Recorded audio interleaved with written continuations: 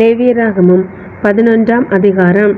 கர்த்தர் மோசேயையும் ஆரோனையும் நோக்கி, நீங்கள் இஸ்ரவேல் புத்திரரோட சொல்ல வேண்டியது என்னவென்றால், பூமியில் இருக்கிற சகல மிருகங்களிலும் நீங்கள் புசிக்கத்தக்க ஜீவ ஜந்துக்கள் யாதெனில், மிருகங்களில் விரிகுளம்புள்ளதாயிருந்து குழம்புகள் 2ஆக பிரிந்திருக்கிறதும் அசை போடுகிறதுமானவைகளை எல்லாம் நீங்கள் புசிக்கலாம்.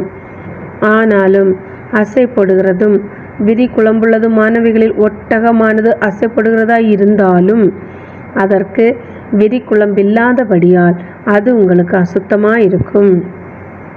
குழிமுசலானது அசைப்படுகிறதாய் இருந்தாலும் அதற்கு விரிகுழம்பில்லை, அது உங்களுக்கு அசுத்தமாயிருக்கும். முயலானது அசைப்படுகிறதாய் இருந்தும் அதற்கு விரிகுழம்பில்லை, அது உங்களுக்கு அசுத்தமாயிருக்கும். பன்றியின் குழம்பு விரிகுழம்பும் 2ஆக பிரிந்ததுமாயிருந்தும் அது அசை போடாது, அது உங்களுக்கு அசுத்தமாயிருக்கும். இவைகளின் மாம்சத்தை புசிக்கவும் இவைகளின் உடல்களை தொடவும் வேண்டாம், இவைகள் உங்களுக்கு தீட்டாயிருக்க கடவது. ஜலத்தில் இருக்கிறவைகளில் நீங்கள் புசிக்கத்தக்கது யாதெனில், கடல்களும் ஆறுகளும் ஆகிய தண்ணீர்களிலே சிறகும் செதிலும் உள்ளவைகளை எல்லாம் நீங்கள் புசிக்கலாம். ஆனாலும் கடல்களும் ஆறுகளும் ஆகிய தண்ணீர்களில் நீந்துகிறதும் வாழ்கிறதுமான பிராணிகளில் சிறகும் செதிலும் இல்லாதவைகள் யாவும் உங்களுக்கு அருவருப்பாய் இருப்பதாக. அவைகள் உங்களுக்கு அருவருப்பாய் இருக்க கடவது. அவைகளின் மாம்சத்தை புசியாதிருந்து அவைகளின் உடல்களை அருவருப்பீர்களாக. தண்ணீர்களிலே சிறகும் செதிலும் இல்லாத யாவும் உங்களுக்கு அருவருப்பாய் இருக்க கடவது. பறவைகளில் நீங்கள் புசியாமல் அருவருக்க வேண்டியவைகள் யாதெனில், கழுகும் கருடனும் கடல் ராஞ்சியும் பருந்தும் சகலவித வல்லோரும் சகலவித காகங்களும் தீக்குருவியும் கூகையும் செம்புகமும் சகலவித டேகையும் ஆந்தையும் நீர்க்காகமும் கோட்டானும் நாரையும் கூழக்கடாவும் குருவும் கொக்கும் சகலவித ராஜாளியும் புழுக்கொத்தியும் வௌவாலும் ஆகிய இவைகளே. பறக்கிறவைகளில் 4 காலால் நடமாடுகிற ஊரும் பிராணிகள் யாவும் உங்களுக்கு அருவருப்பாய் இருப்பதாக. ஆகிலும் பறக்கிறவைகளில் 4 காலால் நடமாடுகிற யாவிலும் நீங்கள் புசிக்கத்தக்கது யாதெனில், தரையிலே தத்துகிறதற்கு கால்களுக்கு மேல் தொடைகள் உண்டாயிருக்கிறவைகளிலே வெட்டுக்கிளி ஜாதியாய் இருக்கிறதையும் சோலையாம் என்னும் கிளி ஜாதியாய் இருக்கிறதையும் அர்கொல் என்னும் கிளி ஜாதியாய் இருக்கிறதையும் ஆகாபு என்னும் கிளி ஜாதியாய் இருக்கிறதையும் நீங்கள் புசிக்கலாம். பறக்கிறவைகளில் 4 கால் நடமாடுகிற மற்ற யாவும் உங்களுக்கு அருவருப்பாயிருப்பதாக. அவைகளாலே தீட்டுப்படுவீர்கள். அவைகளின் உடலை தொடுகிறவன் எவனும் சாயங்காலம் மட்டும் தீட்டுப்பட்டிருப்பான். அவைகளின் உடலை சுமந்தவன் எவனும் தன் வஸ்திரங்களை தோய்க்க கடவன், அவன் சாயங்காலம் மட்டும் தீட்டுப்பட்டிருப்பான். விரின் நகங்களுள்ளவைகளாயிருந்தும் இரு பிளவான குழம்பில்லாமலும் அசை போடாமலும் இருக்கிற மிருகங்கள் யாவும் உங்களுக்கு அசுத்தமாயிருப்பதாக. அவைகளை தொடுகிறவன் எவனும் தீட்டுப்படுவான். 4 காலால் நடக்கிற சகல ஜீவன்களிலும் தங்கள் உள்ளங்கால்களை ஊன்றி நடக்கிற யாவும் உங்களுக்கு அசுத்தமாயிருப்பதாக.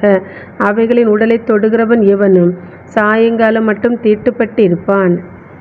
அவைகளின் உடலை சுமந்தவன் தன் வஸ்திரங்களை தோய்க்க கடவன், அவன் சாயங்காலம் மட்டும் தீட்டுப்பட்டு இருப்பான். இவைகள் உங்களுக்கு தீட்டாயிருக்க கடவது.